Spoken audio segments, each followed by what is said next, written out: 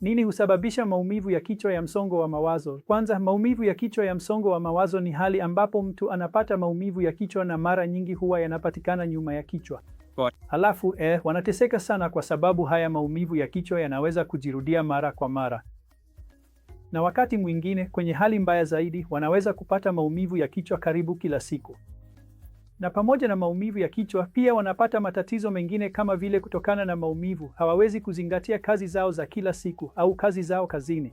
Kama ni mwanafunzi, hawezi kuzingatia masomo yake. Halafu pia inaathiri ubora wa usingizi wao. Na bila shaka, mtu anapokuwa na maumivu, inaathiri uhusiano wake na marafiki na wanafamilia wake. Kwa ujumla, ni ugonjwa unaoweza kulemaza sana. Sasa ukiangalia, unajua nini husababisha maumivu ya kichwa ya msongo. Kwa hiyo jambo la kwanza kabisa, kama neno lenyewe linavyosema, msongo. Kwa hiyo ni msongo. Tunaposema msongo, tunazungumzia msongo wa akili na msongo wa mwili. Kwa hiyo kwanza nitaongelea kuhusu msongo wa akili au stress. Na leo unajua, ninapowaona wagonjwa kwenye OPD, ni mara chache sana mtu atasema, daktari, mimi sina stress, ambayo ina maana karibu kila mtu ana stress. Hiyo stress inaweza kutokana na kazi, majukumu, mahusiano na watu wengine, au wakati mwingine msongo wa kifedha. Hivyo hizi ndizo aina mbalimbali za msongo ambazo watu wanakabiliana nazo, na kama zitazidi, zinaweza kusababisha maumivu ya kichwa ya msongo. Ya pili ni msongo wa mwili. Siku hizi saa za kazi ni ndefu na pia kazi nyingi ni za kukaa tu. Hivyo watu wanalazimika kutazama laptop, tablet au simu kwa muda mrefu, na hiyo inaweka msongo na mvutano mkubwa kwenye misuli ya nyuma ya kichwa na shingo. Na hiyo ni moja ya vichocheo. Ya tatu ni ukosefu wa usingizi. Angalia, usingizi ni mojawapo ya dawa zenye nguvu sana za kuzuia magonjwa. Ukosefu wa usingizi husababisha magonjwa zaidi.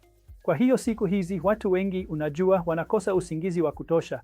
Kwa kawaida muda wa kulala ni saa 7 hadi 9, lakini tunaona watu wanalala saa 4, saa 5, na ukosefu wa usingizi pia unaweza kusababisha maumivu ya kichwa ya msongo. Na jambo lingine ni kufanya kazi kupita kiasi, kwa sababu tunajua baadhi ya wakurugenzi wakuu maarufu wa mashirika makubwa wamekuwa wakisifia kufanya kazi saa 70 kwa wiki.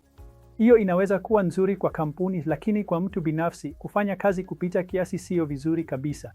Na kufanya kazi kupita kiasi kama vile saa 14, saa 13 kwa siku baada ya siku, bila shaka huleta msongo zaidi kwenye misuli na inaweza kusababisha maumivu ya kichwa ya msongo. Na mwisho kabisa, jukumu la shughuli za mwili.